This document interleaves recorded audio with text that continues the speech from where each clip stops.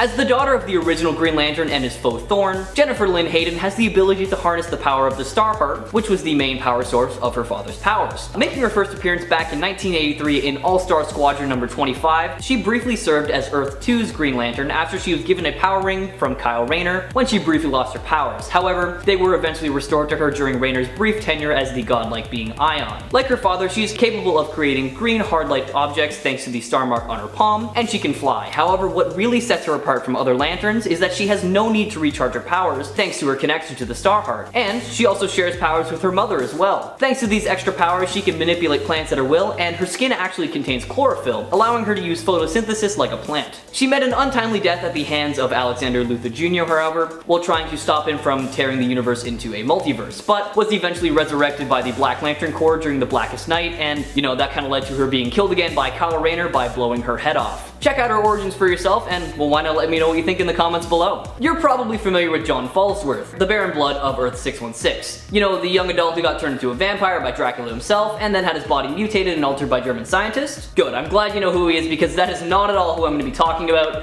I am actually talking about Earth 8101's Baron Blood, that hails from the Marvel Apes universe. Don't worry though, this Baron still possesses all of the powers and abilities of his 616 counterpart, and he is also said to be at the peak of gorilla physicality. Revealed to be the one who is responsible for the vampire invaders, he ambushed Captain America, took his form, froze him in an iceberg. Continuing to turn other inhabitants of this universe into zombies, he became the leader of the Ape Vengers, which, funnily enough, contained a lot of reformed supervillains. He secretly plotted to enter Earth 616 for further food, and to accomplish this, he killed his world's version of Mr. Fantastic to gain access to tech that would allow him to hop between worlds. During the final battle between the Ape Vengers and the Outcast, Baron Blood wounded Speedball, which forced Gibbon and Fiona to take Speedball with them to Earth 616. However, Baron Blood didn't end up making it too far because he was later killed by Ape X. Check out the Ape Vengers and the Marvel Apes universe for yourself by checking out 2008's Marvel Apes #1. Making his first appearance in the Amalgam universe, starting in Challengers of the Fantastic, Aquamariner, aka Arthur Mackenzie, is able to breathe in and out of water, of course, but he also has wings on his ankles that allow him to fly. Yeah, and you thought having Heelys was cool? Get out of here. Wings? You'd never be late, not once. And if that wasn't cool enough, he's also great at handling his grappling trident. From Marine Mystery #1, we find Prince Namor as the lone survivor of the underwater city of Poseidonus. And after the loss of his wife and son, Arthur Mackenzie went to Surface World, where he would protect the oceans from further harm. And with the coral reefs disappearing more and more every minute, that would be a pretty good time for Arthur Mackenzie to pop out in our world, I would say. In the X-Men 90s animated series, Polaris is a member of the X-Men and dates Iceman for some time. However, after the two try to pursue a normal life together away from the other mutants, Lorna believes that they are both being irresponsible for not utilizing their powers, and she leaves Bobby. Like most realities, she ends up falling in love and fighting alongside Havoc, and joins the X-Factor team. She only makes a few appearances in the animated series, with her first being in Season 3, Episode 15. In 2005's Cable and Deadpool #15, we see Deadpool dropped in Earth 5701, while on a search for Cable, where the supervillain Apocalypse has conquered New York and then changed 4 superheroes into his horsemen, one being the Spider-Man of this world. Alongside Famine, who's the Blob, Death, who is Archangel, and an alternate Cable known as War, they all serve under Apocalypse and aim to protect him at all costs.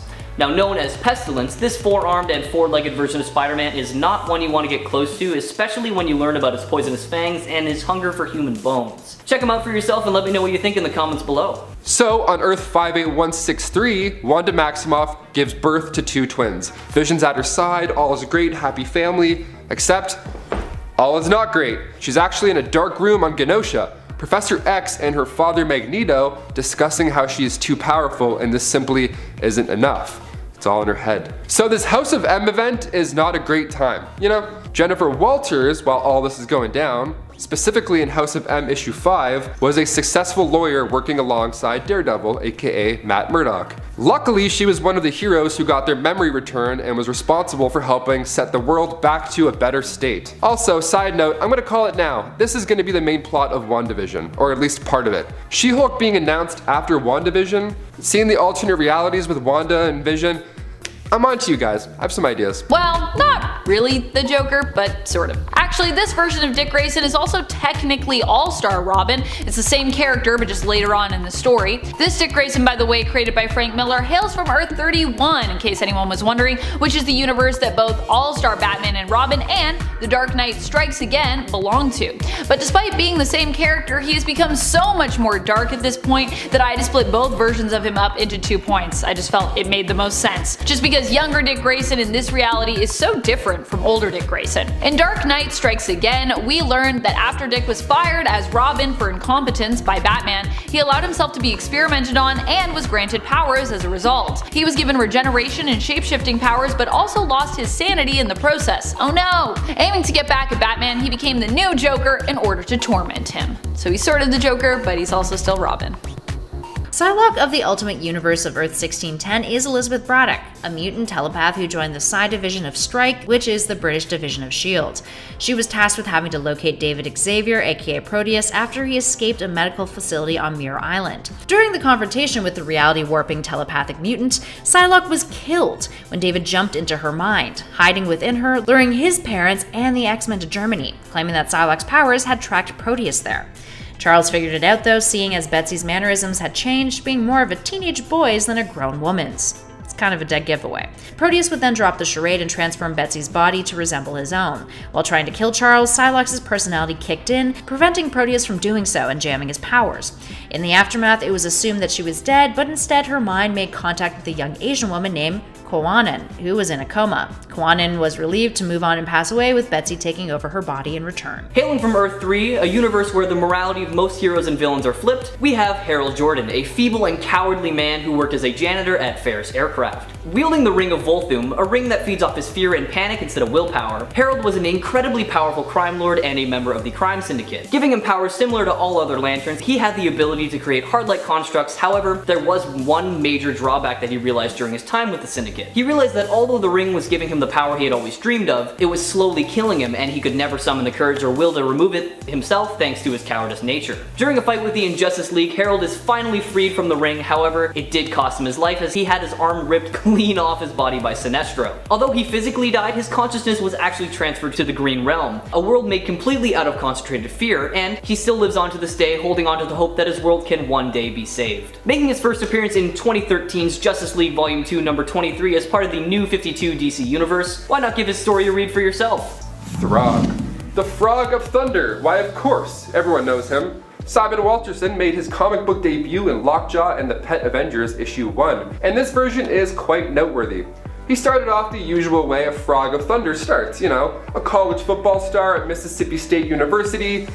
Maybe it doesn't start all the same, I don't know. After being drafted, of course, a knee injury left him unable to play anymore. Classic. And as if things couldn't get worse, he lost his wife, and then after battling depression, decided to take his pain to a witch, who connected him to the afterlife. He was able to communicate with his wife, how sweet. And then he wasn't able to pay the witch afterwards, which is not that sweet. Dine and dash on a witch? Dude, you're crazy. So the witch decides to get a little payback and turns Simon into a frog. He was soon given the name Puddle Gulp after meeting the other frogs on New York. Also, no, I'm not joking, this is all real. He comes across a small piece of Mjolnir, and then there you have it. The Frog of Thunder has risen. If you haven't seen any of Throg, it's quite riveting. I mean, riveting. Is that a Witchneer? Huh?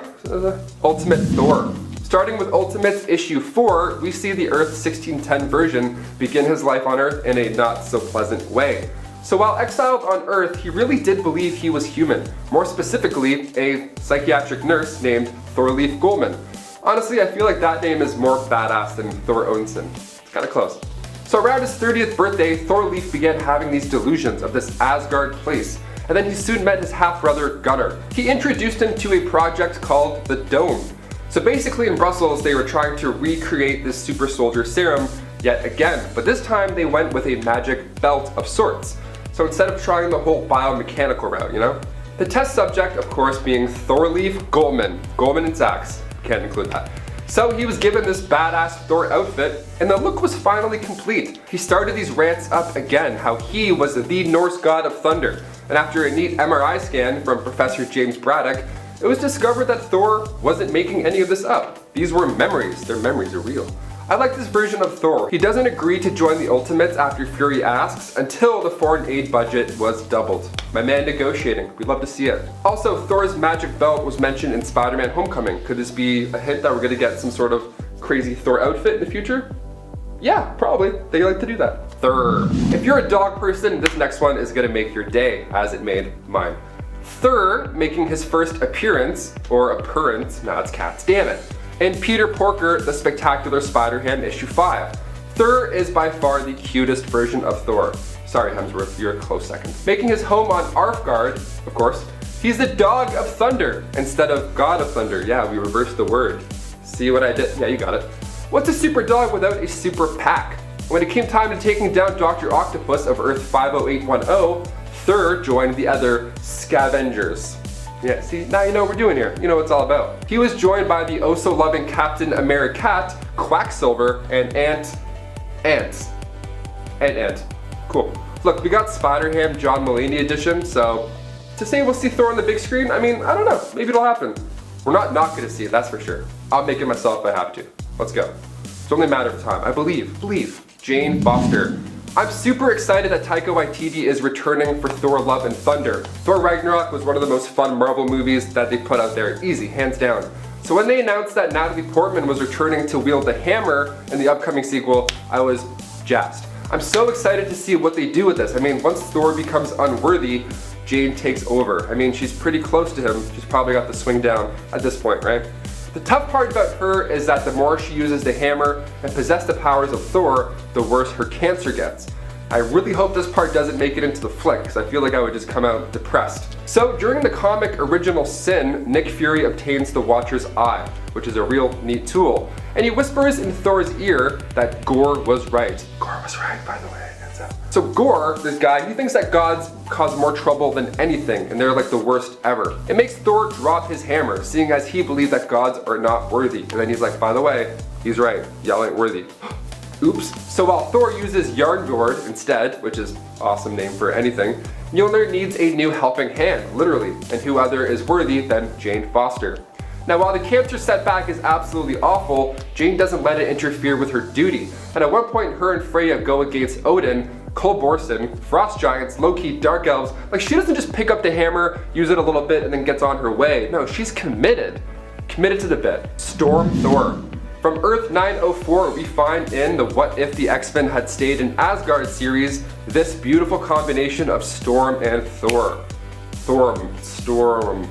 Yeah, I'll always try. And let me tell you, there's a lot of lightning in this one. So after a few X-Men decide to stay on Asgard, Thor at this point is still trapped as a frog back on Earth. Classic Loki, making people frogs. Loki actually created another mythical hammer and gave it to Storm. Now, she did a pretty bang up job, considering that when Thor returned, he let her become the queen of Asgard. I mean, that makes a whole lot of sense. Her powers alone, before getting a magical hammer, she should be running the show regardless. Let's go. And finally, number 1, Beta Ray Bill. I really think we'll get to see this one on the big screen very, very soon. It's been teased numerous times now, but who is Beta Ray Bill exactly? Why is he always the talk of the town? The main 616 universe is home to the Corbinites, and amongst them is the powerful Beta Ray Bill. Making his first appearance back in 1983 in Thor issue 337, this version of Thor is recognized widely by his hammer, and that it's actually Stormbreaker, which we finally got to see in Infinity War for the first time. It was epic, the whole arm thing with Groot. So good. I stood up. I literally stood up. Bill was the first character to lift Mjolnir besides Thor or Odin. He's a big deal. Odin actually made Thor and Beta Ray Bill fight, and after Beta Ray Bill won, he refused to kill Thor. Questioning Odin and the rules of the hammer, he asked if he can use the hammer later on in life, you know, after he's gained wisdom and all that nice stuff. So Odin gives him his own hammer, Stormbreaker. Not a bad gift. This guy is awesome. He's a total badass. Christian Bale is rumored to play him in the MCU, so he kind of has to be a little bit of a badass, you know? If there's a Beta Ray, is there an Alpha Ray? Yes. He actually tried to replace him at one point as the race's guardian. He is in the main continuity of Thor, so to not see him in any movies at this point is just annoying. Well, there you have it, guys. Which of these alternate versions of the God of Thunder are your favorites? It's for sure the Frog. I know it's the Frog. Of course it's the Frog. Runners up are Steve Rogers from Endgame and Sarah from Adventures of Babysitting. Guys, thanks so much for tuning in with us today. Let us know your thoughts down below, and of course, we'll see you next time. I'm Taylor McWaters. Stay safe, nerds. Bye. Over the years, we have been fortunate enough to see many different characters from the comics take up the mantle of Black Panther, and we've seen many different performers take on the role. Today we're going to look back on some of the most epic and strongest versions of this character that we have seen throughout the years as we count down the top 10 most powerful Black Panthers. Welcome back, Nerd Squad. If you love Black Panther not just because he's an awesome superhero, but also for the diversity that he represents, be sure to check out one of our other videos. This one was written by Sasha, Top 10 African Superheroes. Click on up in the corner to find that video. And stick around to the end of this list where I will have some bonus content coming your way. Alright, now let's get counting. Taking place in the Future Imperfect storyline, of course, this version of She-Hulk is a bit strange. See, here she's referred to as Shulk, which I like better than She-Hulk. Has a better ring to it. Shulk. Kinda sounds like when you drop a wet bathing suit. Shulk. So specific, but there you go. So in this issue we have the Abomination, the Hulk, and the She-Hulk. And after a nuclear fallout, they're much more powerful. See, the Hulk ended up becoming Maestro. I did a list about Hulks as well, so if you like this one, go check out Maestro and other crazy versions of the Hulk over there. Shulk, on the other hand, doesn't have hands, rather, she has talons. So Emil and Shulk tried to take down the Maestro, but of course failed, because I mean, look at him. So Shulk ended up becoming locked away in a sarcophagus for 7 years. 7 years! So in that time, Emil took over Castle Maestro after Maestro's disappearance. And then he put She-Hulk in his bedroom where he planned to make him his wife. Okay, weirdo? So she woke up, saw Emil touching her hair, and she's like, okay, weirdo, stop. So she knocked him out nice and quick, and then learned that Betty Six was pregos with Maestro's child. So she went into the past with Caspin with a plan to kill the woman and to end Maestro's family line. Okay, so she and Caspin ran into Cyberslick, and they tell the two where the woman is. So Shulk shows up, beats the hell out of Abomination, easy, and right as she's about to kill Betty Six, boom, Caspin kills her with his mental powers. What a ride. If you want to see this for yourself, check out Abomination's #1. In the Titans Tomorrow alternate universe, so many heroes are dead. One such hero is former Robin, who we only know in this universe as someone who had a connection to Batman. We never get to learn how her demise came about. It could have been Duella Dent that was behind it, or she could have been killed by another villain, or perhaps died fighting in the Crisis. All we get to see is her tombstone in the same cemetery as so many others who were attached to Batman. Basically, it seems in this reality so many of the Robins have died, including Carrie, who we can assume joined either Bruce or the new Batman much later on in life.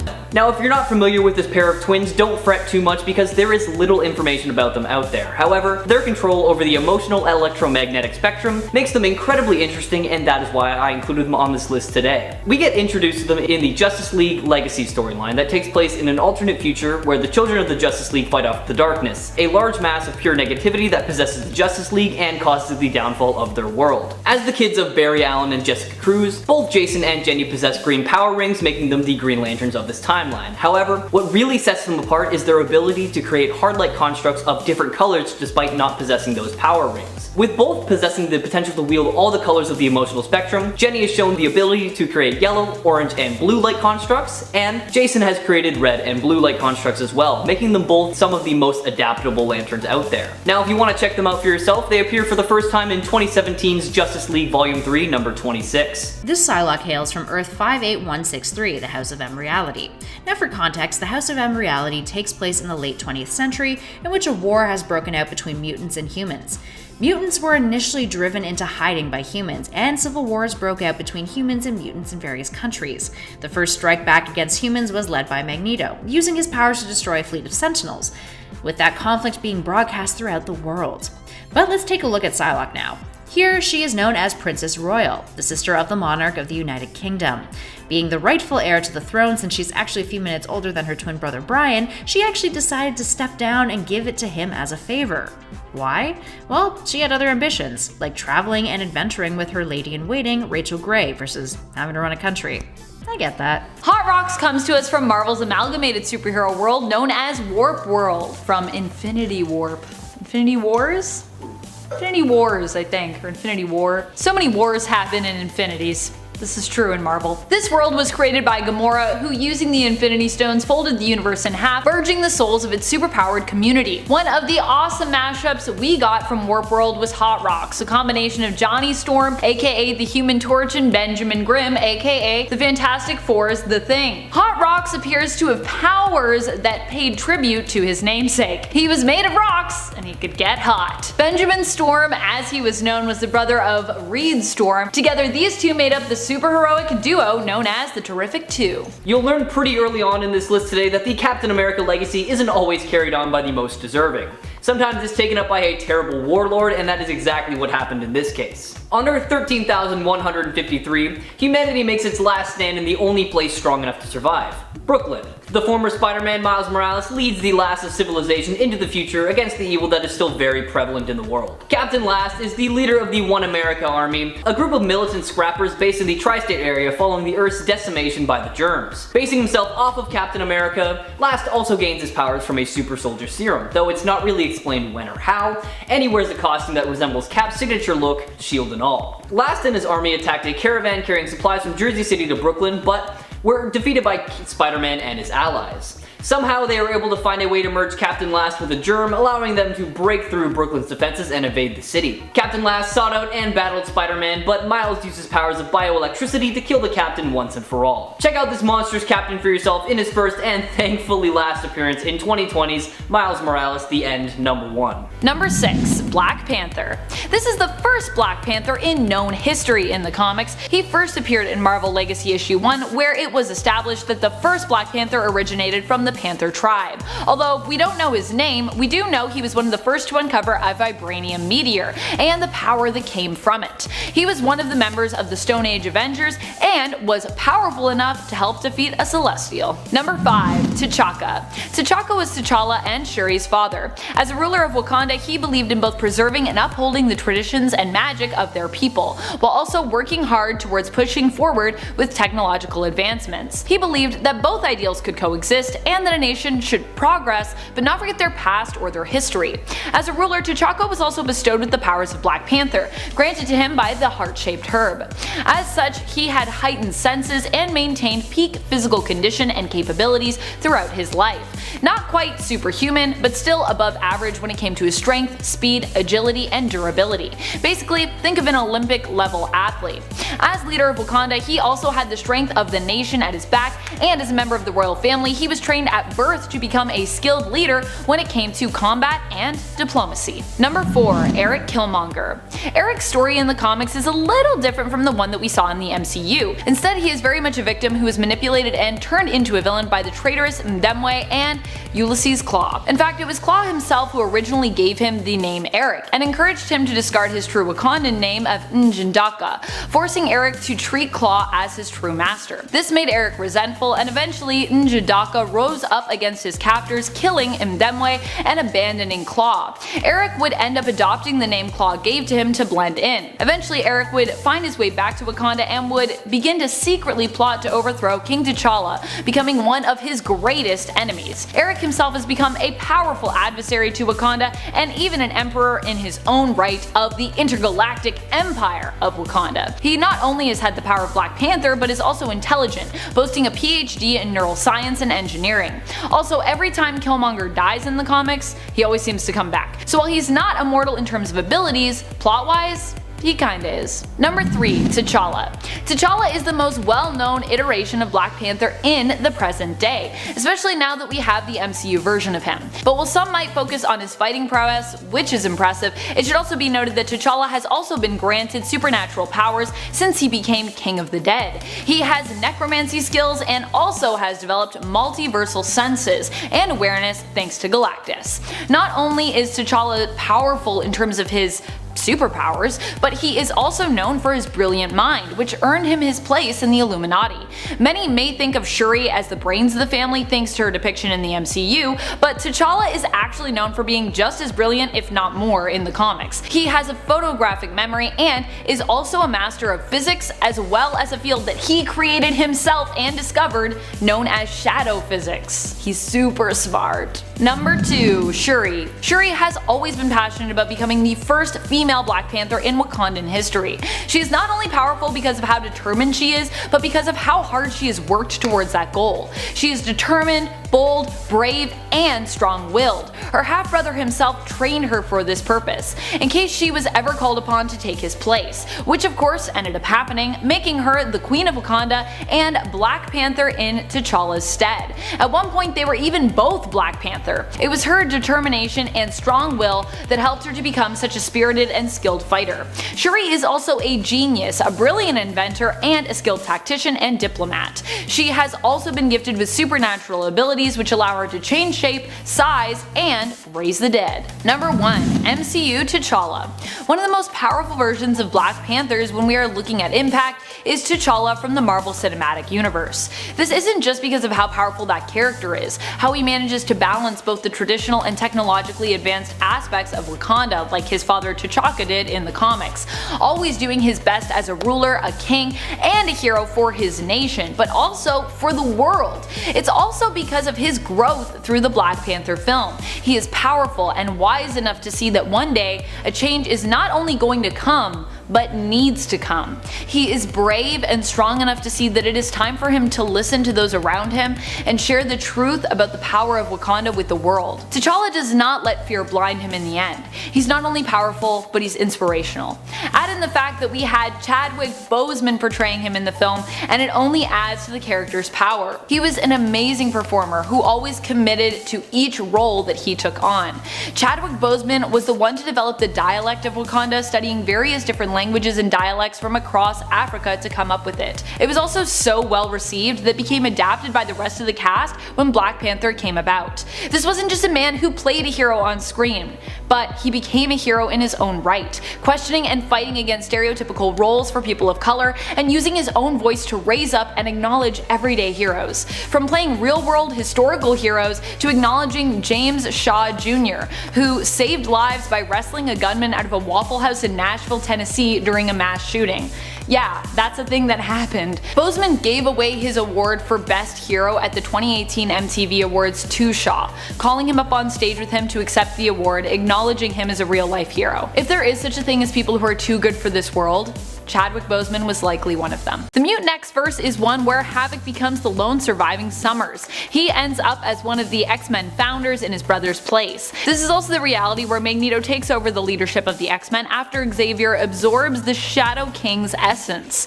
Magneto in this reality was also one of the team's co-founders. When he takes over, many of the X-Men leave. Most who stay are his loyal children and a few other members. This includes Polaris and Quicksilver and such other members as Rogue and Mystique, ones who usually stick by Magneto's side, especially because Magneto and Rogue usually have that little chemistry thing. Following an insane life that deserves a read if you're not familiar with it already, Otto Octavius transplanted his mind into the body of Peter Parker, leaving Peter in his body. Still retaining Peter's memories, he was able to trick all of Peter's loved ones into thinking nothing was wrong. Otto believed that he could be a better Spider-Man and, following the death of Peter Parker, took up the role as the superior Spider-Man, upgrading the spider suit to better fit his needs. Many battles ensued, and then it's revealed along the way that Peter's consciousness still lived on inside his body, and after the Goblin King kidnapped Anna Maria, Otto's love interest while in Peter's body, Otto begins to hesitate to save others as he has a chance to save her and doubts he can save everyone without having time to plan. Peter's consciousness pushes him to save the child who is also in danger at the same time, and Otto realizes that Peter is more deserving of the role of Spider-Man and completely erases his consciousness so that Peter can take control of his body once more and save everyone. He sacrificed himself for the girl he loved and the man he hated for the greater good, and that just goes to show you that even if you start off as a villain, you can change and become a hero. Now there's a lot more to the story that I had to gloss over or skip, so I highly recommend you check out the story for yourself, starting with The Amazing Spider-Man number 697. This is arguably one of the most fun versions of Jennifer Walters, depending on how you classify fun. This story takes place on Earth 2149 after a zombie plague, which you may have probably guessed by now. This comic is super dark and gory. It's kind of awesome too. Even before She-Hulk comes in, it's traumatizing. When Jennifer arrived at the Avengers mansion, she was a little shocked to see the current condition of the Avengers, you know, being crazy zombies and all. It wasn't long at all before she herself was zombified, and after that point, ooh, look out, Buster. She then went on to kill Franklin Richards and his sister Valeria. So you can imagine the look on the Fantastic Four's face when they returned. They weren't too pleased. Specifically Susan Storm, who blew up Jennifer's head with a force field. Ew. This version of Robin is pretty dark in the sense of how poorly he is treated by Batman, because in the all-star Batman and Robin, the Boy Wonder series, Batman and eventually Robin are kind of both huge jerks. Bruce Wayne ends up taking in Dick Grayson after the tragic and violent death of his parents. However, instead of showing some empathy for a kid who went through something similar to the trauma a young Bruce Wayne suffered through, he snaps Dick out of his state of shock and refuses to let him grieve, asking him instead to join Bruce in a mission of vengeance. Shortly after bringing Dick to the Batcave, Batman leaves him alone there. When he inquires for food as well, he is told he must hunt the rats of the cave and sleep on the cold cave floor instead of being offered a bed in the manor. Dick is later presented with the man responsible for his parents' death, who it seems like he almost might kill with an axe, but instead he simply gives him a flesh wound and then beats that guy senseless until he confesses who his employer is. Being that this is Frank Miller writing, this is obviously not your average Robin and Batman backstory and relationship. During the Crime Syndicate's rule on Prime Earth, Jessica Cruz is unwillingly and forcefully chosen to be the next and final wielder of the Ring of Volthoom thanks to her PTSD and debilitating anxiety. Completely under control of the Ring, she was forced to attack her hometown, but thanks to Batman and the other Justice League and all their kind words, she was able to overcome the power of the Ring and take control fully. Under the tutelage of Hal Jordan, she was fully taught how to control her Ring and eventually mastered the use of it. Unfortunately killed by the Black Racer during the events of the Darkseid War after jumping in the path of the Black Racer to save the Flash, she was freed from the Power Ring's control as it was completely destroyed alongside her. Impressed by her ability to overcome fear, she was then tracked down, resurrected, and given a Green Lantern ring, making her the Earth's newest Green Lantern alongside her soon-to-be crime-fighting partner, Simon Vaz. Now, the two didn't always get along, however, after being forced to work together after Hal merged their power battery into one, the two did learn to accept each other's differences and work together after many close calls. Check out Jessica Cruz as Power Ring and the Green Lantern for yourself, starting with 2014's Justice League Volume 2, number 30. With a similar story to Gunslinger Spawn, we see the 16th century England knight known as Sir John of York, another victim of society's harsh rules and punishments. After mistaking his king's tantrum as a command to murder someone, John actually followed through with that as he thought those were his orders, and next thing you know, Sir John of York was executed by his own lord. Since he was already a pretty psychotic knight who enjoyed killing more than anything, he went to hell and the demon Malebolgia took a liking to him, so they turned Sir John of York into a hellspawn known as Medieval Spawn. His weapon of choice thereafter was a huge battle axe, which he sometimes swapped out for a large cleaver, and of course a shield. With the signature blood red ripped tunic and the black and white color scheme of all the other spawns, John wreaked havoc on those who had wronged him. This one comes to us from a famous internet creepypasta. Creepypastas are basically like internet scary stories and or urban legends. Mew 3 is described in a creepypasta as the next creation following Mew 2, an attempt to basically clone Mew 2. This time around, however, the clone was created with inspiration from Mew 2's Mega Evolutions combined with shiny Mew 2. Mew 3 is described in the creepypasta as a green version of Mew 2 that appears to be both X and Y Mega Evolutions combined, who fights with a red energy sword and psychic guillotine. Pretty scary, with long claws also protruding from its hands and feet. Colonel America, aka Zombie Cap. Now, I know you're all expecting this one to pop up on this list at some point. Like most of the other heroes from Earth 2149, very little is known about Colonel America's life before the zombie plague, but it can be safely assumed that it is similar to his 616 counterpart, with the only difference being an obvious rank change and the fact that Colonel America served as the President of the United States for almost a full term. During a battle with Sentry, Colonel America was infected with the zombie virus, and he is actually the one responsible for turning Spider-Man after he launched himself into the air and biting him. With an insatiable hunger, Colonel and the rest of the Avengers go on a hunger-fueled rampage. Skip ahead a little bit and we see Rogers alongside other zombies gain cosmic powers after devouring the Silver Surfer, but even the cosmic powers he gained couldn't prevent his death because during the fight with the Red Skull, he just straight up gets his brain scooped out. Fast forward another 40 years and we find out that the Colonel's brain is still very much alive thanks to the zombie virus, and it ends up being transplanted into Black Panther's dead son T'Challa. However, this turned out to be a terrible idea because Colonel America turned into a battle-crazed zombie that couldn't think of anything other than fighting and killing. His final fate was never actually confirmed, but it can be assumed that he died in one of the later battles that ensued between the zombies and the humans. Now, the Zombieverse is probably my favorite Marvel universe out there, and I would love to hear your thoughts on it too, so check out Colonel America in his first appearance in 2007's Marvel Zombies vs. Army of Darkness #1, and let me know what you think in the comments below. Earth TRN 150, home of the 5 Ronin limited series, is a place where Marvel characters are reimagined as Ronin, the masterless samurai of 17th century Japan. In issue 4 of the series, titled Psylocke, we are introduced to this alternate version whose name is Ochio Braddock, a British-Japanese Oran who works at a brothel. Her nickname is Butterfly thanks to her ability to read minds. One day at the brothel, the Wolverine Ronin alternate shows up, selecting Butterfly to get jiggy with him. It's revealed to her that he had a plan to kill the daimyo, a feudal Japan warlord who Butterfly herself wanted to kill. The two of them duel until Wolverine Ronin questions her anger, saying it should not be at the daimyo that she's angry at, but her father for abandoning her and killing himself, leaving her in this position.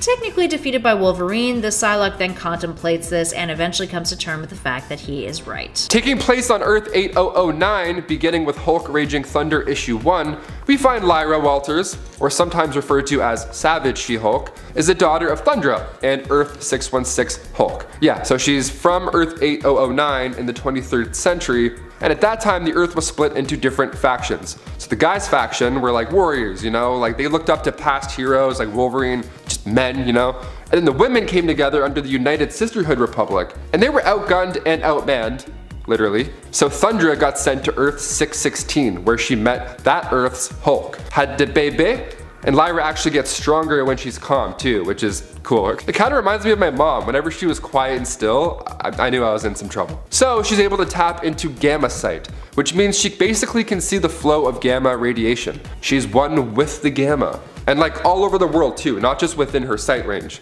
So she becomes a smarter, smoother fighter in this state. And if she becomes angry, however, she will actually become weaker. But even at her weakest though, she's still as strong as Spider-Man, so come on. Yeah, I'm not just going to abandon Amalgam, but I cannot deny that there are lots of mashup worlds out there that deserve to be explored in addition to Amalgam. Deadeye is a combination of Deadshot from DC and Bullseye from Marvel, both of which are known for being villains, and also known for being great shots. Deadeye is the one responsible for shooting out Dare the Terminator's eye, and was killed in the Amalgam universe by the assassin Cat's Eye, aka Elektra Kyle. Previous to this, he attempted to team up with fellow villainous assassins Lethal and Wired, working for the big boss known as Big Question, in an attempt to get revenge on their mutual enemies, of which Cat's Eye was one. Unfortunately, she got the jump on him before he could take her out. From the Amalgam universe, Dr. Doomsday is rather terrifying. So Victor Von Doom would often experiment with cosmic ray shielding, right? He would set up camp on Earth in a safe base. Meanwhile, the future challengers of the Fantastic Four monitored the progress from a space shuttle. Now, of course, not being the coolest guy ever, Victor Von Doom deactivated the shielding on this ship and took off when it crash landed. So Doom was curious about Doomsday. A lot of Doom in this one, eh? One day during an examination, one of Doomsday's bone fragments shot out into Victor Von Doom's face. Oopsie daisies. So the DNA started to make its way in and gave us the lovely Dr. Doomsday, who is actually responsible for American Girl's death. I like the look of this guy a lot. He just looks like he's on skis, the green hood, spiked face, just looks like the definition of trouble. Shane is the Red Wind Ranger from Power Rangers Ninja Storm. He was a member of the Wind Ninja Academy, but at the beginning, not one of its best students. Shane, Dustin, and Tori were all constantly late for class and lost in fights against fellow students. But after the Wind Ninja Academy and all of its other students were all taken away by the villain Lothor, Shane was one of the last 3 students and at that moment chosen to become the Red Wind Ranger. Even though he turned out to be one of the last choices for the role, he became a damn good one. Shane was a great leader. But I mean, he didn't start off that way. He was a bit of a slacker, and he just loved skateboarding. He grew a lot over the course of the season from a guy who, couldn't get to ninja class on time to the guy who ended up running it. Yes, he became an instructor in the end. Shane also is unique in the fact that he is one of the few Red Rangers to have powers outside of his costume. He has super speed, stealth, and can fly in a sense. Shane was a guy that wanted to prove that he could be more, not only to himself, but to his family, specifically his older brother, who thought Shane was just a screw-up and would never make anything of himself. Well, over the course of the season, he not only helped defeat Lothor, but also proved to himself, his team, and his family that he was a lot more capable than he thought. Akihiro, better known as Daken, had a pretty dark life right from the get-go. His mother, Itsu, was gunned down by the Winter Soldier in an attempt to draw out her husband, Wolverine, which is a pretty terrible thing on its own, but to make matters worse, she was pregnant with Daken at the time as well. Wolverine didn't know this at all, but thankfully the baby inherited his healing factors and a lot of his other powers, which kept it alive long enough for it to be extracted from the mother's womb. Raised with a hatred of his own father from then on, who he believed was responsible for his mother's death, Daken set out to get his vengeance. Cocky and reckless, Daken has powers pretty much identical to that of his father, the only real differences being the orientation of his claws since one comes out of his wrist, and that he also has the ability to manipulate people to do his bidding via pheromones. Daken's quest for revenge has seen him adopt the alias of Dark Wolverine as part of Norman Osborn's Dark Avengers and even in the Dark X-Men. All in all, Wolverine has fathered many bastards over the years, but the only one that could really give him a run for his money is Daken himself. There's a whole lot to this character's story, so check him out for yourself, starting with his first appearance in 2006's Wolverine Origins, number 5. The Age of Apocalypse version of Lorna is deranged. Here, she believes, due to her mutant abilities, that she is Magneto's daughter. She even fashions her costume after his. However, after she is captured by Apocalypse and those loyal to him, she is tested to determine if her claims are true. It turns out they're false. This time around, Magneto is not the father. Despite the facts, Lorna still appears adamant that he is, and believes he will come to save her. In the end, it is Cyclops who manages to free her, preventing her from being tortured and sneaking her out, freeing her from Apocalypse's grasp. Number 6. Maestro. Okay, remember in Avengers Endgame when Scott Lang tests out the quantum tunnel? He goes from being an adult to an old man to a baby back to an adult. It's actually a pretty comical scene, but what if one of the other Avengers went in? Like, what if you aged the Hulk? Well, making his first appearance in a vision in the Incredible Hulk Volume 2 issue 401, Maestro was the main antagonist in the Incredible Hulk Future Imperfect. The story takes place about 100 or so years in the future after a nuclear war has put the planet close to extinction. So an alternate version of the Hulk, Maestro, had been absorbing all the nuclear radiation the entire time and ended up becoming the strongest thing on the planet. Massive increases in strength and anger, plus the brains of Banner, made him arguably unstoppable. I would love to see this version of Hulk on the big screen. In fact, I'd love to see an old version of pretty much any of the Avengers. Not just the scene with old Cap, because you know, then I'll cry. Again. Oh, speaking of Old Man Hulk, number 5. Old Man Hulk. In the Old Man Logan storyline, Hulk was actually a villain. Traitor. Alongside Doctor Doom, Magneto, and Abomination, he actually ends up being the final villain for the story. He ended up having kids with none other than his own cousin, Jennifer Walters, aka She-Hulk. Okay, interesting choice. Well, it's because she couldn't be poisoned by the radiation, so it made sense to do it, I guess. After they had referred to themselves as Hulk Gang, what up? Some members of the family ended up killing Wolverine's family. Not a good idea. So retired Old Man Logan Wolverine got pissed and killed basically everybody except old Banner and one young offspring. Banner then turns into a very large, very angry monster and swallows Wolverine whole. That's right, he eats him. See, normally you would think that's the end of it, but that is until Wolverine cut through him from the inside and broke free, killing Old Man Hulk in the process. I don't know who I'd rather be in that situation. Like, would you rather be swallowed by a Hulk or would you rather swallow a sharp Old Man Logan? Both sound unpleasant. Number 4. War Hulk. In X-Men Apocalypse, we caught a glimpse at the Horseman. Apocalypse surrounded himself with the likes of Storm, Cyclops, Gambit, and Archangel before going for Magneto himself. But what if he recruited the Hulk? Well, that's exactly what sort of happened in the Onslaught storyline. After the Hulk and Banner split into 2 separate units and were on different Earths, so the angry green guy ended up being recruited to serve as War, thus giving us War Hulk. This version is a treat. So Apocalypse added to his already terrifying set of skills. The Beast was unstoppable at this point. Even Apocalypse had to put a cap on what he was able to do, because, well, I mean, look at him. Times like these, I really wish Marvel had all the rights to their Fox characters. As much as I love Days of Future Past, this would have been a great way to mix up Banner's storyline in the MCU drastically. Eventually, we got to see this Beast version of Hulk in Thor Ragnarok, based on the storyline none other than number 3, Planet Hulk. Arguably the best scene from Thor Ragnarok is when Hulk is the champion of the arena at Sakaar. Once Thor realizes that this is not the same Hulk he'd worked with in previous Avengers movies, he had to really put up a fight, and it was awesome to see. To see those two battle it out again after their 2012 Avengers fight, what a ride. This plot comes from the Planet Hulk storyline. So after the Illuminati decided he's too much of a threat to Earth, they send him off on a mission to destroy a rogue satellite. Survey says that was a lie. They were actually intending to send him off to a peaceful planet. But wormholes exist, so the trip went south and Hulk ended up landing on Sakaar, where he is forced to fight for the planet's emperor, the Red King, which in the movie was actually the Grandmaster, played by the most handsome man on the planet, Jeff Goldblum. And if you haven't seen Thor Ragnarok, do yourself a favor and go watch it twice. Hulk plus weapons equals scary. Number 2, World War Hulk. In the sequel to Planet Hulk, Hulk heads to New York City and gives the Illuminati, which is Iron Man, Doctor Strange, Reed Richards, an ultimatum to turn themselves in. The Hulk blames them for the death of his pregnant wife, so he's not too patient. He gives them 24 hours before he would then destroy Manhattan. That's the scariest thing. Imagine seeing that on the news. You're like, can we go? Can we get the hell out of here? Literally nobody can stop him. Doctor Strange even got in his head and tried to talk him down, and it of course does not work. Iron Man attempts to level the beast with his Hulkbuster armor, but we all know how that would go. It fails. For a guy who gets stronger the angrier he gets, this is quite the event. I feel like this would have been a great on-screen plot as well. I mean, if Banner had come back from Sakaar still angry and out of control, who knows what he would have done to the Avengers, especially if Nat wasn't around? Oh boy. And finally, number 1, Amadeus Cho. Making his debut in Amazing Fantasy Volume 2, number 15, Korean-American raised in Arizona, Amadeus Cho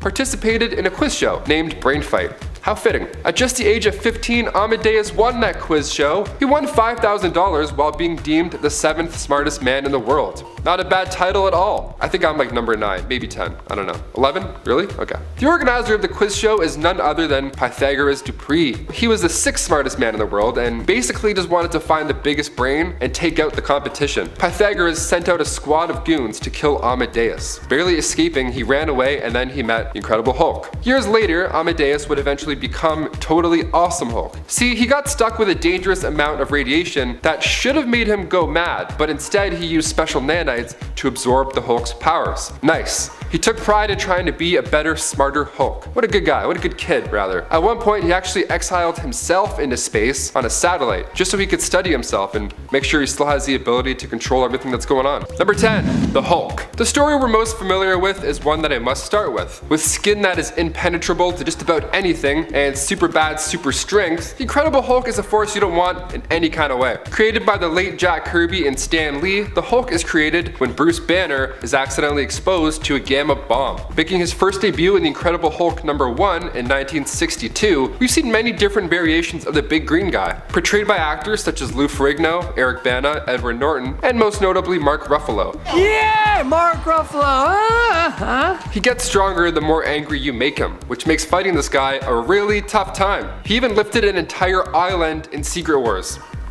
An island. Who do you guys think played Bruce Banner the best in the movies, by the way? Let us know in the comments. We're curious over here. Number 9, She-Hulk.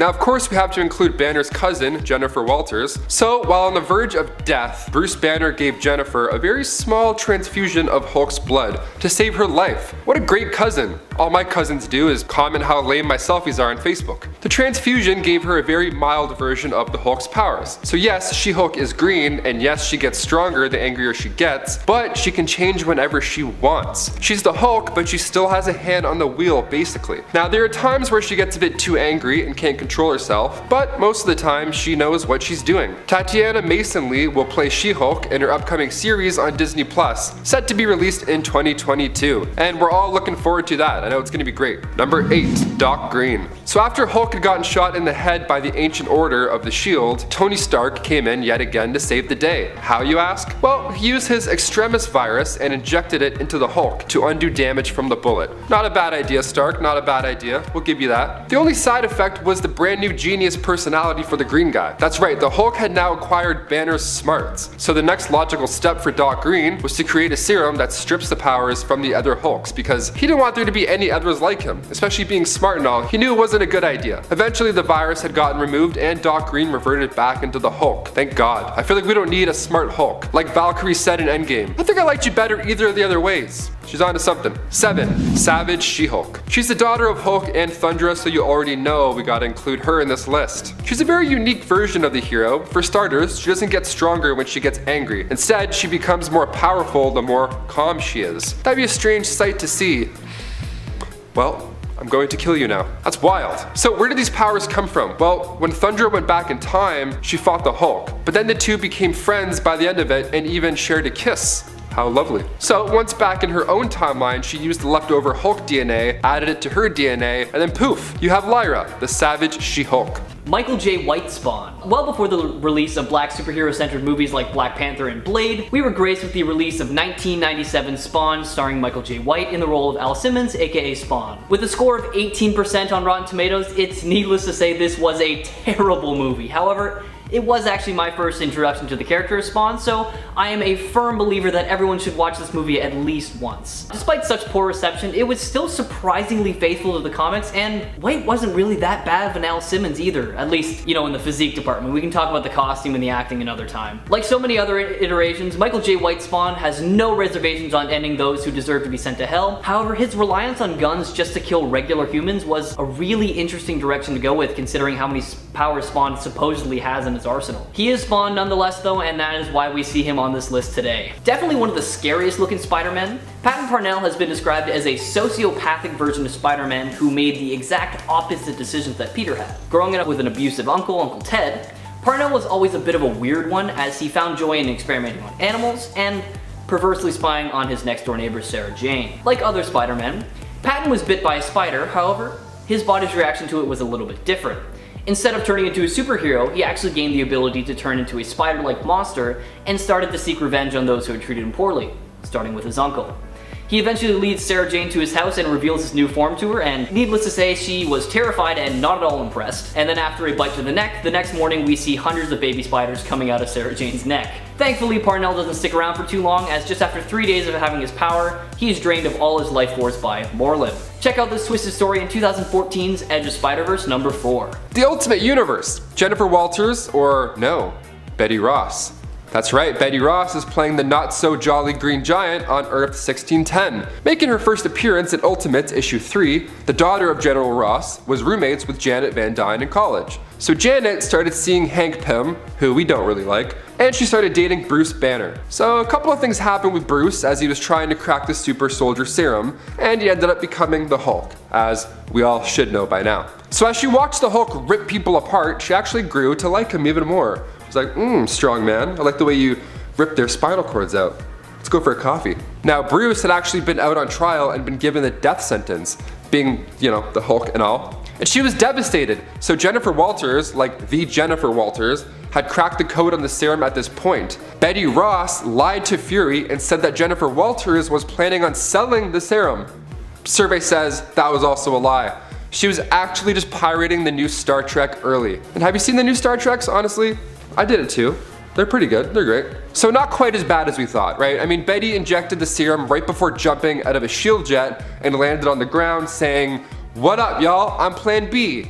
Pretty cool entry, if you ask me. I don't know if she said y'all, but she should have. Betty fought Wolverine and actually managed to gouge his eye out. Wolverine, being Wolverine, still ended up winning the battle and forcing Betty to wear a collar that will choke her to death if she becomes Shulk again. Diamond Patch is the amalgamation of Emma Frost and Wolverine, and as such comes to us from Marvel's Warp World. He boasts of strong diamond claws instead of adamantium coated ones, and often wears white, like the mutant White Queen Emma Frost. He also sports an eye patch, his look seemingly also inspired by Wolverine's undercover identity during his time in Madripoor, Patch. No one would have ever guessed that it was secretly Wolverine. Looks just like him. Hence the code name Diamond Patch. Diamond Patch is also known for being a powerful telepath as well as for his business acumen. You're probably thinking that I'm going to be talking about the time where it was revealed that Captain America was actually an agent for Hydra, and the entire fandom just lost their mind when they saw the infamous Hail Hydra panel. Now, I thought it would be way too easy to include that dark version of Captain America and challenge myself to look for some other variants, but don't worry, if we do a part 2, I will definitely include him in that list. Enough with that tangent though, let's get back on track with Leopold Zola of Earth 85,826. Possessing the exact same powers and abilities of his 616 counterpart, aka Nomad, this version of Zola differs from him because he is a spoiled and arrogant brat who does literally whatever he wants. The Captain led Hydra's team of Avengers to capture Nomad and Captain America's daughter Ellie in order to end the remnants of the rebel movement which was resisting Hydra's rule in the domain of the Hydra Empire. He pulled no punches when doing this, killing anyone who got in his way, and even broke Nomad's spine during a one-on-one fight between the two. Check out Leopold Zola for yourself, starting with his first appearance in 2015's Hail Hydra #1. Betsy of Earth 12928 is known as Magistrate Braddock. This reality, sometimes referred to as the future uncanny X-Force reality, is one where Apocalypse has ascended further, becoming Earth's greatest threat. Wolverine is the leader of the rebellion in this reality, having gathered together a resistance team called X-Force, who then killed Apocalypse, which then made them celebrated war heroes. But the world itself had changed, with members of the X-Force now being elected into political positions of power in order to ensure that no threat like Apocalypse would ever rear its ugly head again. Within a few years, pretty much every criminal had been terminated, prompting the X-Force to begin to target potential criminals, preemptively assassinating them before they even committed a crime. So clearly, it evolved into a totalitarian regime. That's where our girl Betsy comes in. For starters, she is in a relationship with Logan, and she is the leader of the X-Force. Plus, she basically becomes the ruler of the world by the time the X-Force takes control of the globe. When the X-Force from the past visit this future timeline, this version of Psylocke orders her X-Force to hunt them down and send them back. And her 616 self is horrified by her future self, to the point where she tries to commit suicide to prevent her future self from even occurring, which fails. But they do have a bit of a kiki, so there's that. Logan of Earth 4011 again shared the same life as the 616 counterpart, with a few differences here and there. One of the most prominent being that his brother John Howlett Jr. didn't actually die, and was instead taken by the first Weapon X program because John also seemed to possess a healing factor and bone claws. However, he did eventually escape. Logan, however, was not so lucky. He was captured by the new Weapon X program a few years later and had his skeleton fused with adamantium. And from there, the rest of his history is pretty much similar to his mainstream counterpart. You know, joins the X-Men, has a bunch of kids, you know, the whole deal. Fast forward to the end of the 21st century and we get a glimpse of what it would be like if Logan didn't really have to fight anymore, and just had the opportunity to grow old and sell animal pelts in Canada. Even though he aged really slowly, you can really see that time is catching up with him. He's not as fast as he used to be, one of his claws is broken, he's developed arthritis, he's just overall doubting his abilities and knows that even though he has a healing factor, he's gonna die pretty soon. Fast forward past Victor Creed's funeral and we see Logan travel to Japan and discover that the White Ghost is none other than his brother John, and the two battle it out with John dying in Logan's arms. Give this story a read for yourself, starting with Wolverine, The End, #1. While Mew is a different type of Pokemon altogether really, these two Pokemon are still connected to one another, known as the Legendary Duo. Both are psychic types known for their rarity, and like most valuable psychic types, are also known for how difficult they can be to catch sometimes. Lore-wise, it was established that Mewtwo was actually a genetic clone of Mew, though obviously not an exact replica. Mew is known for being a mythical Pokemon. It's also known for being a powerful but evenly balanced Pokemon when it comes to its general stats. Speaking of the other Batman, also from the Titans Tomorrow world, is a Batman who was once Robin, Tim Drake. Tim Drake, currently part of the Teen Titans in this Teen Titans issue from 2005, confronts his future self, who he discovers has killed so many of Batman's old rogues. Older Tim Drake has adopted the mantle of Batman and explains to his younger self that one day he'll realize why he had to do it, and that one day young Tim Drake will actually do the same. Tim Drake Robin refuses to grow up to become a killer, and the two fight. All while Tim Drake Batman explains his plan to wipe the memory of his younger self and the other Teen Titans and send them home to ensure this future will still come to pass. Yikes. Leo has one of the most interesting Red Ranger origins of all time. I mean, he wasn't even supposed to be one. His brother Mike was. You see, Mike was the one that pulled the red Quasar Saber from the stone, not Leo. But during the battle, when the whole world is turning into stone, Mike sacrifices his life and passes the sword onto his little brother, Leo. Everyone thought it was a mistake because Leo was seen kind of as like a screw-up, but Leo decides to take on the mantle and ends up proving them all wrong and becoming one of the best Red Rangers in the show's history. He started off as this impulsive, leap-before-looking kind of type and grew into a leader that the rest of the Rangers trusted. Whereas a lot of other Red Rangers start off as pretty good leaders, Leo grew into the role gradually as the season went on. And it was really cool to see. He was also the one to defeat Trakeena at the end of the season. Leo's story is one of the best, and even though he wasn't the Red Ranger the team wanted, he was the Red Ranger the team needed. In this alternate reality story of the What If series from the 90s, we imagine what would have happened if Legion succeeded in killing Magneto and the Age of Xavier came to fruition, instead of the Age of Apocalypse. By killing Magneto, Legion prevented his own existence from ever happening, as Magneto was there to help Xavier in Israel, where Xavier met Legion's mother, which causes all of reality to be altered. While not everyone survives the reality-altering changes, Polaris does, though in this reality she joins the followers of Apocalypse and later on ends up dead when Jean Grey uses the Phoenix Force to unleash a lethal attack on her group, eliminating her and all of the other members. I just really love how cute baby Polaris is, so while I know this might not be the most epic alternate, I really want to talk about A-Babies versus X-Babies and Polaris' appearance there. Of course, in this comic, Polaris is fighting on the side of the X-Babies, who are attacked by the baby Avengers after baby Captain America believes his Bucky bear was bear-napped by none other than Scott Summers, baby Cyclops. Which of course, it was. We sadly only get a few panels of Polaris, but I just love her character design as a baby. She's smiley, she's optimistic looking, and she also looks quite fierce in battle in the few panels we do get featuring her. Introduced in 1989's What If Volume 2 Number 4, we're given a glimpse into the life of Earth 1089's Peter Parker after his suit bonded with the Venom symbiote. In this reality, the symbiote couldn't be removed from Peter Parker even though the Fantastic Four and other heroes tried using a combination of magic and science. It ended up taking over Peter's mind and body, feeding off his adrenaline, causing him to age at a very rapid rate. Once his body couldn't sustain the symbiote any longer, it used him to possess superheroes like Hulk and even caused the death of a few others.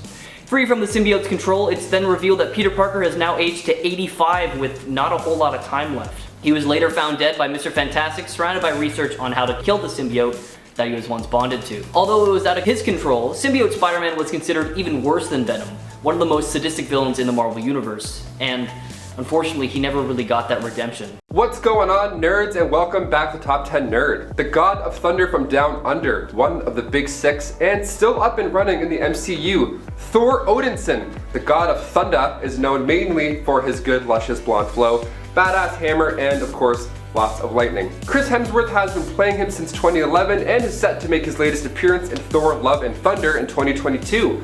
Now, while we may know the character pretty well at this point, there are always the fun and sometimes silly alternates. So here to break down some of those fun versions for you, I'm Taylor McWaters. Let's get counting. Kicking off the list at number 10, we have Old King Thor. Coming from Earth 14412, Old King Thor refers to himself as an older version of our Earth 616 Thor. So much so that if our Earth's Thor dies, he will also not exist anymore at all. Love it. We love future stress. Making his debut in Thor God of Thunder issue 1 in 2012, and this version is a creator version of the god. It's fun. In the future, Thor becomes a bit hasty. It shows a lot of his true potential, especially when he creates humans for this new Earth named Steve and Jane. Classic human names.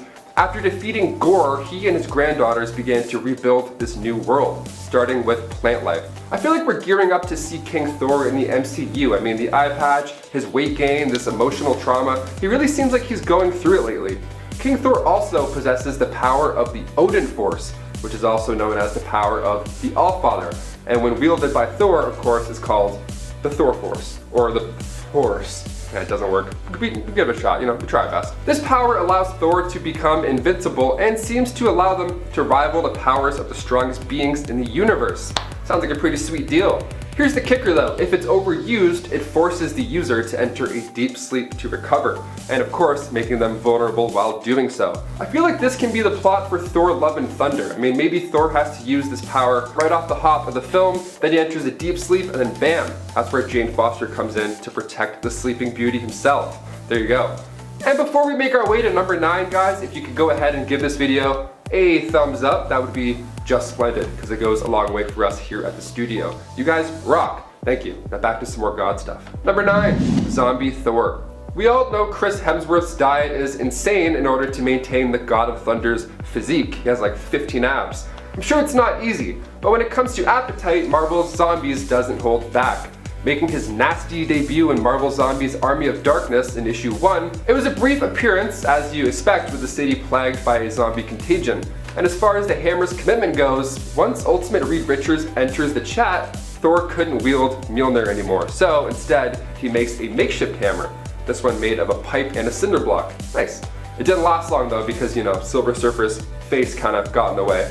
Ouch. Number 8, Thor. Thor, but with an extra R, a little extra spice in this one, that's for sure. So Thor, this is the evil Thor of Earth 83292. So he's a bit of a dick this time around. Fair. He kills people if he believes that they don't worship him enough. I mean, a little much. Thor. We'll do Thor's Day from now on. Is that fine? What if we do that? Is that cool?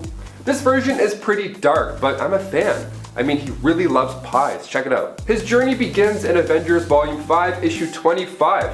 Like I said, this version's evil. He's a villain, but I have to throw him on this list because he's too badass to ignore. Sorry, not sorry. Venom Thor. Okay, this next one is absolutely insane, as you would imagine. We would stand no chance against this one. Earth 1089 is home to Venom Thor, and he made his debut back in What If Volume 2, issue 4. Issue Thor? Issue 4. I see you, Marvel. So after killing its previous host, of course Spider-Man, the Venom symbiote made its way to Thor. Very scary. It didn't last long. Thank you, God it didn't last long. Well, rather thanks to Black Bolt for intervening. That would have been messy. The symbiote with the hammer and cape, I mean, I gotta tell you, something about it I like. I don't know. He even has the flow too, the Venom flow. It looks wet, it looks nice, it looks ready to go. Venom Thor is real mighty with a hint of fright. He takes care of Johnny Storm, bam, super quick, and then when Captain Marvel attempts to level him, the hammer just absorbs her power and shoots her back away. If only Black Bolt didn't get in the way, it probably would have been a pretty spectacular light show. Gory, but spectacular nonetheless. This is one of the realities known as the Ages of Apocalypse, featured in Uncanny X-Men issue 378. After Apocalypse used the 12 mutants he'd gathered to attempt to grant himself a godhood, multiple alternate future timelines were created. One such timeline was that of Earth 23378, which is fairly similar to Earth 616, although Magneto's roster for the Brotherhood of Evil Mutants is somewhat altered here. This time around he has Marrow, Polaris, Sunfire, and Rogue on his team. This version of Polaris often attempts to stand up to her father when she believes he is taking his plans to strike against those who oppose him too far. I also just love how big and curly her hair is here. Like, bonus points for awesome hair. Now, this is one of my favorite costumes in the Spider-Man PS4 game, so you know I had to add it to the list. On Earth 11,638, Peter's Uncle Ben wasn't ever murdered and actually helped him hone his skills as the Amazing Spider. Despite this, he doesn't always use his abilities and intellect for good, and thanks to the resources from his lab, Parker Technologies, the Amazing Spider found a way to bring over other Spider-Men from different universes and absorb their powers. After bringing Earth 616 Peter Parker into his universe, the Spider is convinced by him that what he's been doing isn't heroic at all. Then, when Ben is about to absorb Earth 616 Peter's powers, we see the Spider stand in the way and instead had his powers absorbed, putting his body into a comatose state and trapping his spirit in hell. Following the Sorcerer Supreme's fight with the Infernal Hulk, we see Peter given a second chance at life after he was infused with the spirits and powers of the Repentant Damned. Now possessing powers similar to Ghost Rider along with his Spidey powers, he awakes from his coma as the Ghost Spider and uses his second chance to correct some of the mistakes he's made already. Check him out in his first appearance in 2011's Amazing Spider-Man Annual number 38. So this Earth 9939 is this alternate version of our common 616 Earth. So Baron Strucker, the 5th, came from Earth 8410, stay with me here, came from the future into the past of Earth 616 and killed most of our heroes that we know. Wah wah. See, most of our heroes, but not all of them. Jennifer Walters was one of the survivors, and now she lives in this dystopian tech future, even engaging in a relationship with Rhino. You know, Rhino, like Paul Giamatti. Remember Paul Giamatti as Rhino? I mean, the guy's great, never phones it in. Fred Claus, let's go. So, they go back in time to defeat Charnel, to prevent the dark future that they came from. And sure, she died in the final battle, but I think she pulled off enough of her own weight here. Like, kinda crushed it, Jen Waltz. Kinda crushed it. This version of Robin is mostly dark considering the alternate future she hails from. She appears in Robin Annual issue number 5 from the mid-90s. Triss works on the fields of a giant spaceship floating aimlessly in outer space due to a navigation malfunction, presumably in the far, far future, when, you know, we have to travel around on spaceships. She works in the fields on the ship but gets in trouble with the authorities and decides to seek out Batman, inspired by him to also become a vigilante. Eventually, she joins him and gets some pretty sweet rocket boots while fighting alongside him. Batman reveals to her that they're actually on a spaceship and that it isn't moving, but the government is trying to cover basically all of this up. They eventually locate the computer and fix the navigation issues, but when Triss learns that it will take 300 years to get to the hospitable planet's coordinates, she willingly gives herself up to the authorities and is turned into fertilizer. Sometime after the death of the second Atom on Earth 9, we are introduced to a sudden wave of superhuman champions, and among them is the heroine known as the Green Lantern or Lady of the Lantern. However, her origins are not really known, and there are actually 3 theories on who her secret identity is. The first says that she's the murdered archaeologist Lois Lane, and after her body was dumped in the Atlantic Ocean, she was found by mermaids or angels or something and was revived and given the powers that she has now. The second states that a pair of twin sisters, one good and one evil, fought a battle over some mystical powers. The good sister won and placed the mystical power in the Lantern, and then she dedicated herself to fighting forces that make others suffer. The third and final, and probably the most probable in my opinion, is that she is the sorceress Zatanna, who is sent on a mission by the Dark Circle of Magicians to find the Lantern. After many years, when she finally found it, she decided to keep it for herself, and well, the rest is kind of history. Either way, the mystery around her origins makes her all the more interesting, and man, I just really want to know more. Equipped with the Green Lantern, an old Chinese-style lantern suspended from a hook, she possesses the ability to teleport teleport, travel dimensions, and even resurrect the dead for a short period of time so they can carry out any unfinished business before fully passing on. Designed by Dan Jurgen with the intent of creating a unique and very, very old Green Lantern, why not check her out for yourself in 1997's Tangent Comics Green Lantern #1. This only adds a little more info to Mewtwo's backstory, but is important when it comes to their story. Initially, the complete version of the film was not the one released, although we got the complete version shortly after. For some of us. Not all of us got that. North American theatrical release, we didn't get this version. The difference to Mewtwo's story is slight, but is important in terms of better understanding Mewtwo's character. For those who still haven't seen the complete version, it comes with a prologue that establishes Mewtwo's friendship with fellow clone Amber 2, the attempted clone of scientist Dr. Fuji's deceased daughter. Mewtwo befriends Amber 2 and then watches as she and the other clones fail, dying as they decompose. Starting off the film's main story on a much darker note and adding depth to Mewtwo as a villain. Earth X, also known as Earth 9997, is a pretty whack reality. The entire world has mutated thanks to the release of Terrigen Mists. Franklin Richard is Galactus in this universe, people, and everyone in this reality has superhuman abilities, including regular civilians. This Betsy Braddock's past mirrors that of her 616 reality, diverging at some point prior to the Terrigen Mists release, with Betsy having been trained in the ways of magic. A telepath, this magic would protect her from this universe's version of Red Skull, who was a young dude named Skull, who would cause the death of almost every telepath on Earth.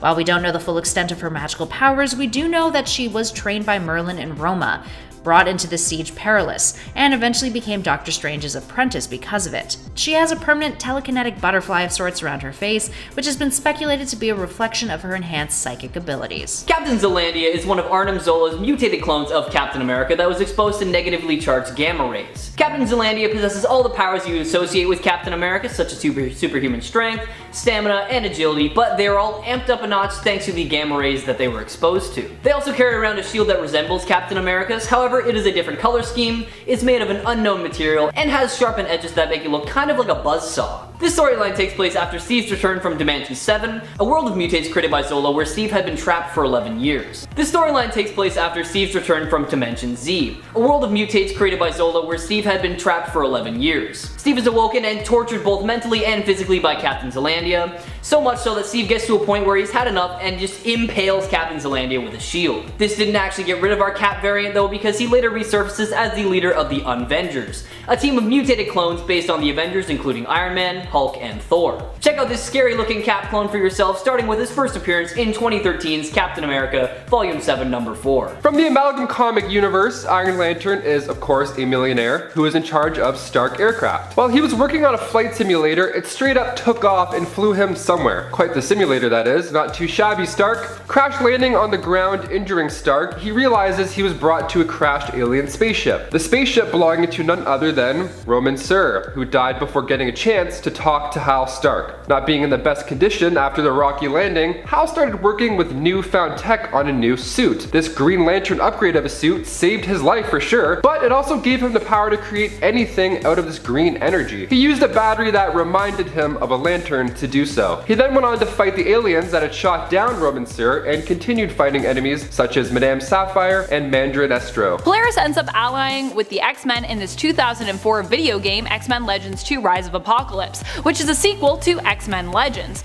Sadly, I don't think we ever saw a third part to this game, and the story was kind of left open-ended at the end of this, but I digress. At the beginning of the game, Magneto's Brotherhood and the X-Men team up in an effort to rescue Polaris and Professor Xavier. One thing I really love about this version of Polaris was her unique character design. She sort of had this winged cape, which was kind of cool, and wore a purple and gold costume that I just felt stood apart from a lot of the other looks and costumes we're used to seeing her in. The evil, pretty much mindless duplicate of Spider-Man from Earth 616, this version of Spider-Man was created by Magis during the Infinity War. Although he was killed during the Infinity War, this six-armed Spidey clone was later revived by the Demogoblin, becoming its pet for a while. Doppelganger appears a few more times after the aftermath of the Infinity War, teaming up with Carnage, Shriek, Carrion, and the Demogoblin during the infamous Maximum Carnage killing spree, and then is later seen as part of the Spider Army to help defeat Morlun and the other Inheritors. Unfortunately for him, after many adventures, the Doppelganger was eventually captured and imprisoned in the rebuilt Ravencroft.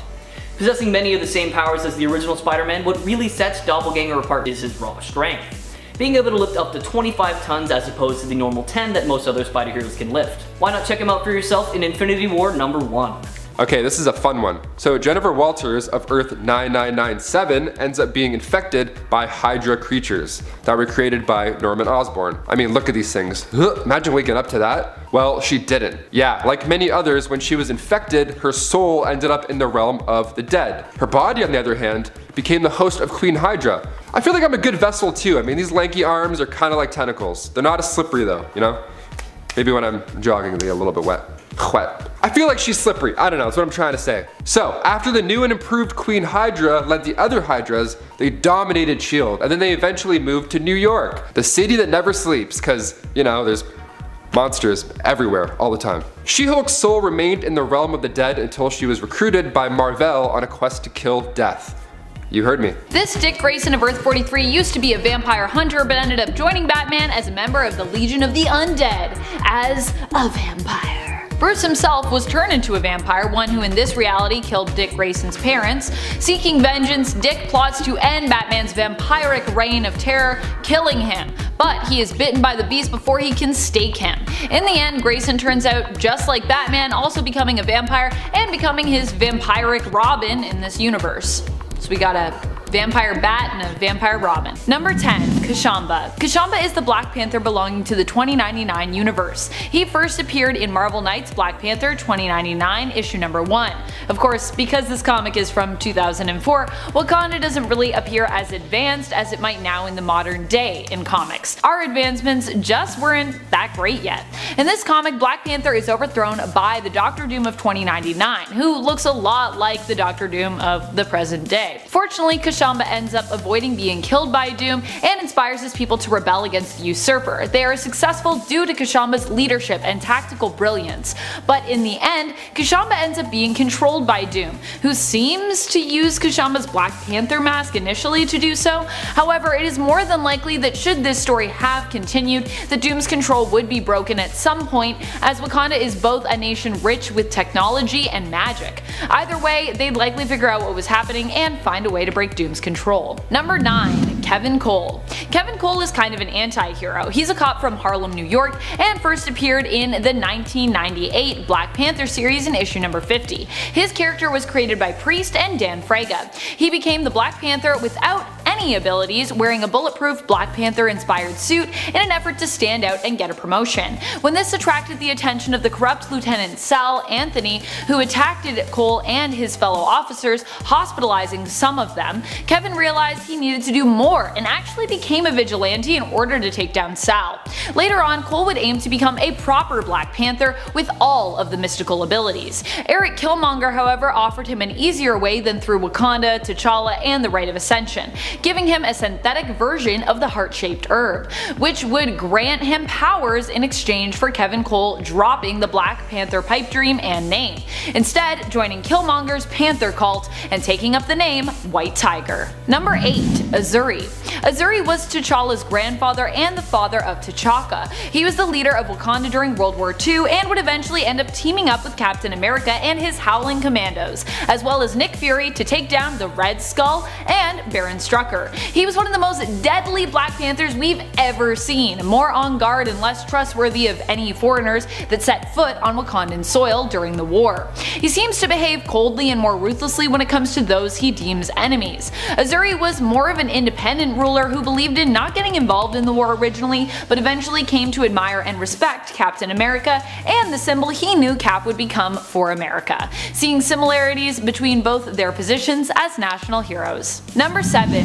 Ngozi. Ngozi is an alternate version of Black Panther from the Venomverse War Stories comic. She was originally a track star whose legs became paralyzed following an accident. She ended up bonding with the Venom symbiote, which gave her the ability to once again walk and use her legs. After the Black Panther was killed by Rhino while attempting to defend her, she convinced the symbiote to join her in taking on the Rhino and defeating him in order to protect not just themselves, but innocent civilians from his wrath as well. The Dora Milaje were inspired by her bravery and named her as the new Black Panther, and this alternate reality T'Challa's successor after her defeat of Rhino and T'Challa's death. Gigantamax versions of Pokemon are just what they sound like, much larger versions of said Pokemon in terms of size and often HP level. We saw a Gigantamax version of Mewtwo pop up in Pokemon Sword and Pokemon Shield. Being that Mewtwo is already a strong Pokemon, it should come as a surprise to no one that this version of the Pokemon is likely one of the strongest you're ever gonna face out there in the wild world of Pokemon. Gigantamax Mewtwo appeared in raids in the games earlier this year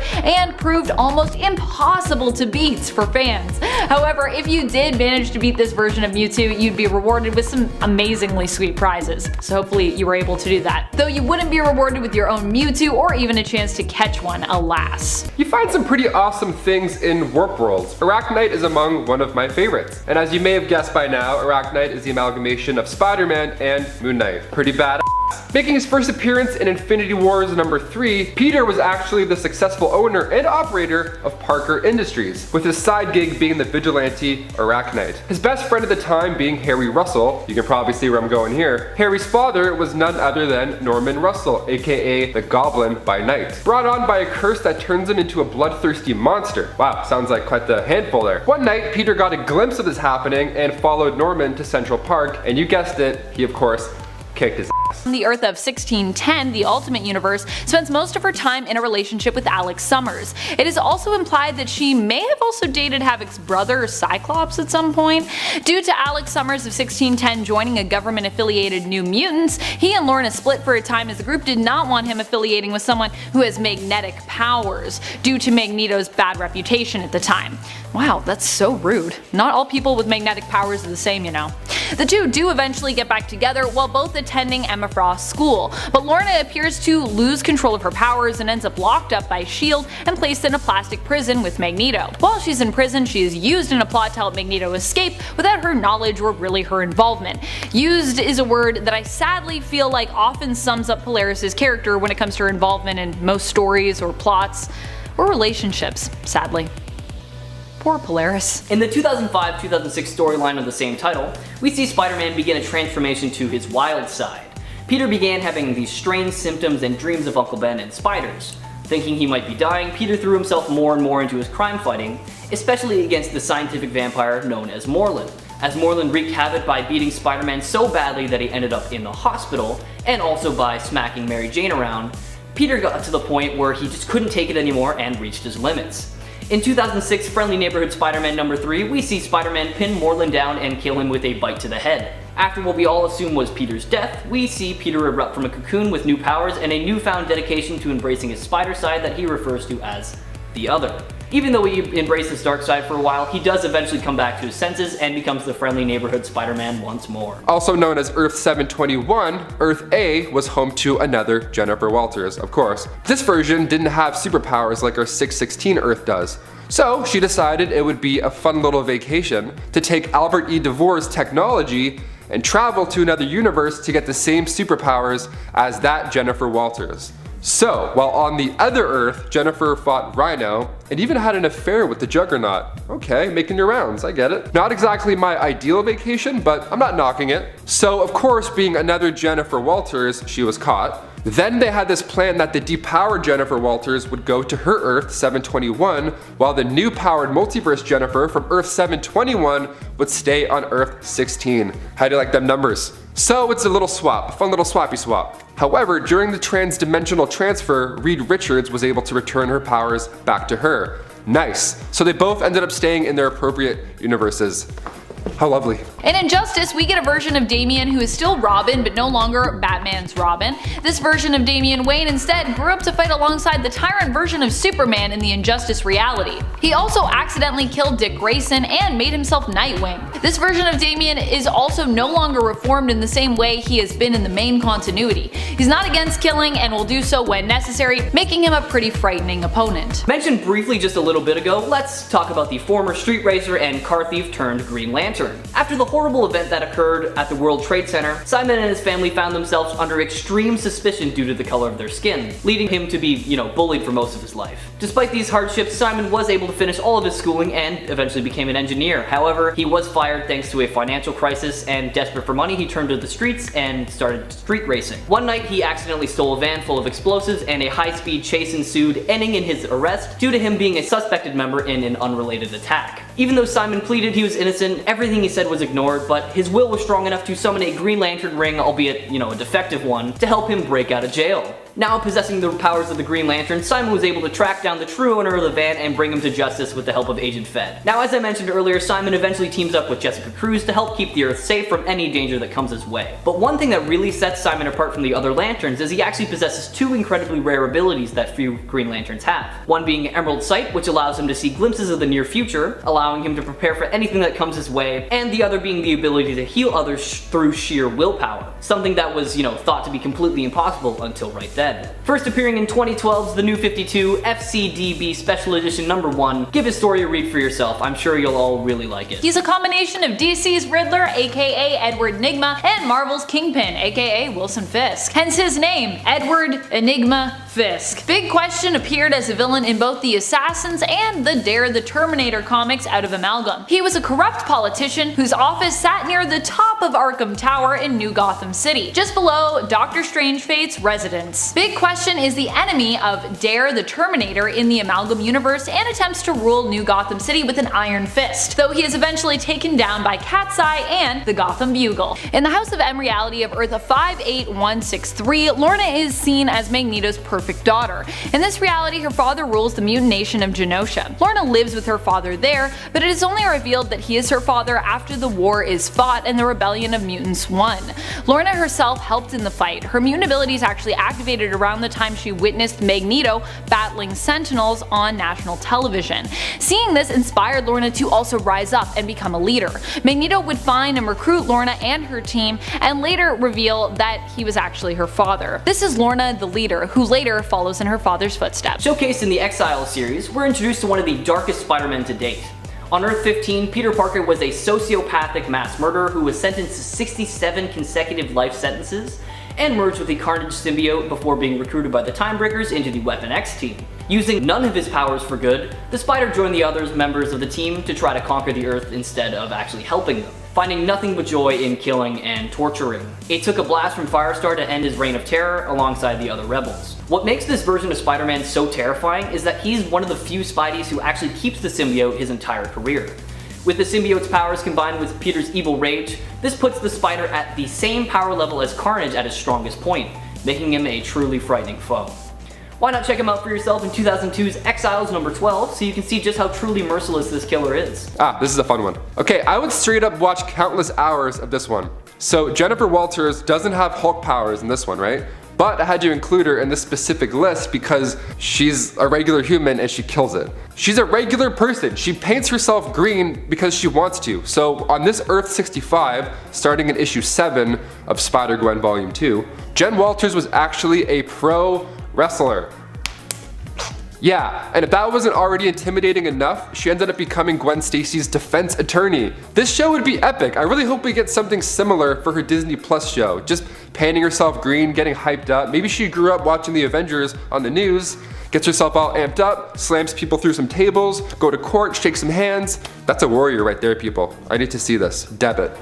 I'm buying this movie. The Nightwing of Earth -22, in combination with so many of the other Robins from that reality, was killed by Batman as he transformed into the Batman Who Laughs. Dick wasn't the only Robin to fall in this reality. Batman killed pretty much everyone save for one of his Bat family members when he turned. He was driven insane after being pushed too far in killing the Joker, who had gone on a killing spree after discovering he only had a short amount of time left to live. After breaking the Joker's neck, some Joker toxin was released from Joker's heart, presumably, which Batman then ingested, transforming him into the Batman Who Laughs, driving him insane and causing him to turn on anyone who would get in his way. In this case, it means killing pretty much almost all his allies and his sidekicks, which is pretty dark. This one is from Earth 1610, and it's an imposter of our previous number. Known only as Psylocke, she was a mutant who impersonated the original, created by the Mother Vine, an aggressive biotech enhancement tailored to engineer mutant childbirths. This imposter would infiltrate the mutant resistance, going with them to Utopia, using her telepathy to manipulate mutants into working against one another. Jean Grey would discover that she was actually a hybrid and had a servant of hers kill the imposter.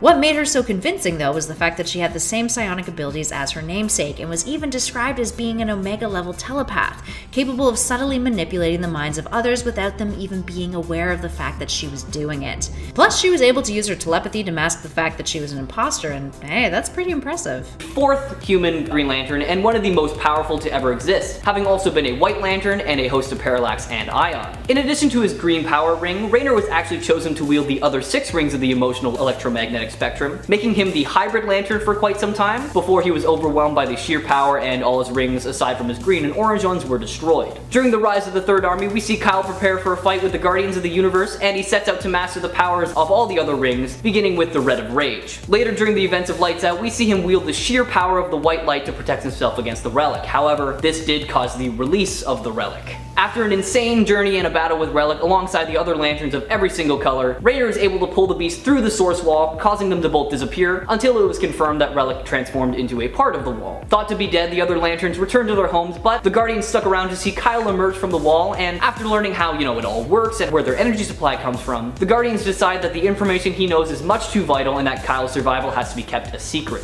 Now, obviously there is so much more to Kyle Raynor's story, seeing that he made his first appearance back in 1994's Green Lantern Volume 3 number 48, so I highly recommend you read it for yourself, or maybe start with his New 52 appearance in 2011's Green Lantern New Guardians number 1 if you're looking for a more recent storyline. Moon Squirrel also comes to us from Warp World. She is by far the cutest and coolest Warp World hero, in my humble opinion. Moon Squirrel is Lunine Laugh-A-Green. Like Moon Girl, she is recognized as being one of the smartest people on the planet with a genius level intellect, especially when it comes to tech and inventions. When young Lunine befriended a giant squirrel who had undergone Terrigenesis, so I guess an inhuman squirrel, her life was changed forever. She adopted the mantle Moon Squirrel, taking inspiration from a name her classmates referred to her by, Moon Girl, and became a hero. She's a combination of Marvel heroes Moon Girl, aka Lunella Lafayette, and Squirrel Girl, aka Doreen Green. Okay, for this last one, I would pay a stupid amount of money to see this in a theater. Soldier Supreme makes his debut in, you guessed it, Warp World. So of course he has the combined powers of Captain America and Doctor Strange, which you probably guessed at this point, which already makes him one of the most badass